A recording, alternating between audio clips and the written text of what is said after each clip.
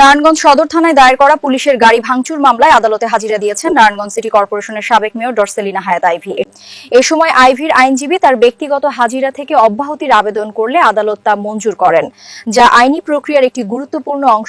নারায়ণগঞ্জ সদর থানায় দায়ের করা পুলিশের গাড়ি ভাঙচুর মামলায় আদালতে হাজিরা দিয়েছেন নারায়ণগঞ্জ সিটি কর্পোরেশনের সাবেক মেয়র সেলিনা হায়াৎ আইভী।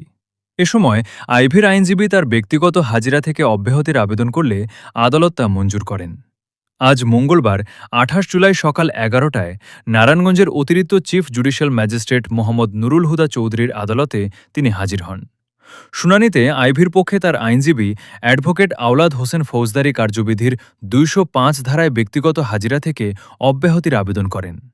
এই আবেদনে উল্লেখ করা হয়, আসামি দীর্ঘদিন কারাবন্দী ছিলেন, বর্তমানে শারীরিকভাবে অসুস্থ এবং সার্বিক পরিস্থিতি বিবেচনায় তার পরিবর্তে আইনজীবীর মাধ্যমে হাজিরার অনুমতি দেয়া প্রয়োজন। পূর্ণাঙ্গ শুনানি শেষে আদালত আবেদনটি মঞ্জুর করেন। এর ফলে চার্জশিট দাখিল এবং মামলাটি বিচারিক আদালতে স্থানান্তর হওয়া পর্যন্ত আইভীর পরিবর্তে তার আইনজীবী আদালতে হাজিরা দিতে পারবেন। তবে বিচার কার্যক্রম শুরু হলে এবং সাক্ষ্য গ্রহণের সময় তাকে ব্যক্তিগতভাবে আদালতে উপস্থিত থাকতে হবে। শুনানি শেষে আদালত প্রাঙ্গণে সাংবাদিকদের সঙ্গে কথা বলতে গিয়ে সেলিনা হায়াৎ আইভী বলেন, আমি নির্দোষ হয়েও অপরাধী। আমি সবসময় নারায়ণগঞ্জে হত্যা ও অত্যাচারের বিরুদ্ধে প্রতিবাদ করেছি। আজ আমাকেই অপরাধী করা হয়েছে। যাই হোক, এর বিচার আল্লাহ করবেন। আমার নারায়ণগঞ্জবাসী আছে, তারাও সব দেখবে।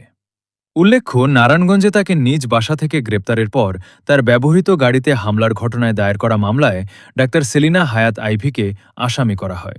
শুনানি শেষে আদালত প্রাঙ্গণে সাংবাদিকদের সঙ্গে কথা বলতে গিয়ে সেলিনা হায়াৎ আইভী বলেন, আমি নির্দোষ হয়েও অপরাধী।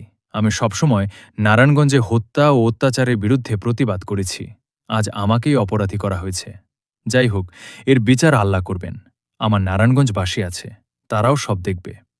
উল্লেখ্য,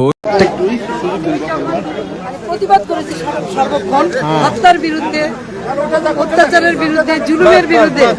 আর আজকে আমি কি অপরাধী? তো যাই হোক, এটার বিচার আল্লাহ আছে, আমার নারায়ণগঞ্জবাসী আছে, তারা দেখবে।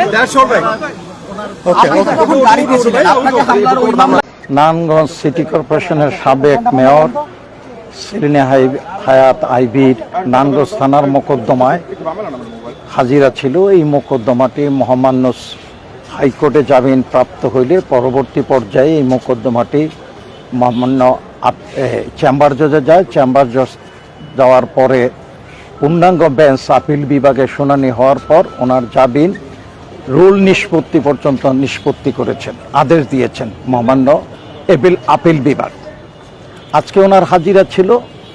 যেহেতু হাজিরা, উনি দীর্ঘদিন কারাবাসে ছিলেন, শারীরিকভাবে অসুস্থ, আইনশৃঙ্খলা পরিস্থিতি সার্বিক বিবেচনা করে আমরা ফৌজদারি কার্যবিধি ২০৫ ধারায় অর্থাৎ আসামির পরিবর্তে আইনজীবী হাজিরা প্রদান করবে এই মর্মে একটি দরখাস্ত দাখিল করেছি।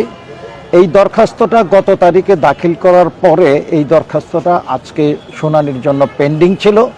আজকে পূর্ণাঙ্গ শুনানির পর বিজ্ঞ অতিরিক্ত চিফ জুডিশিয়াল ম্যাজিস্ট্রেট আদালত আমাদের আবেদনটি মঞ্জুর করছেন এবং আসামির পরিবর্তে আইনজীবী হাজিরা আমরা প্রদান করব পরবর্তী পর্যায়ে। হ্যাঁ, সব মামলা, শুধু এই মামলাটাই যখন ট্রায়াল শুরু হবে তখন ওনাকে কোর্টে এসে হাজিরা দিতে হবে। আপাতত যখন সাক্ষী শুরু হবে তখন ওনাকে কোর্টে আসতে হবে চার্জ হিয়ারিং থেকে।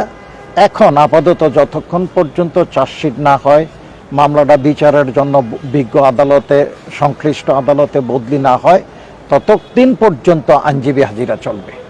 আসামির পরিবর্তে আইনজীবী হাজিরা। উনি যথাযথভাবে বিজ্ঞ আদালতের যথাসময়ে উপস্থিত হয়েছেন।